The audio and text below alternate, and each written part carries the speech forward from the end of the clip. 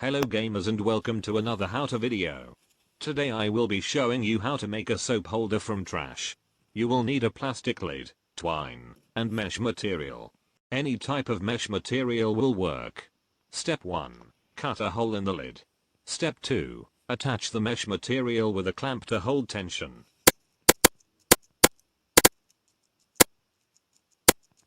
Step 3. Tie the mesh material to the lid in a way to maintain or increase tension. Step 4. Trim excess strings.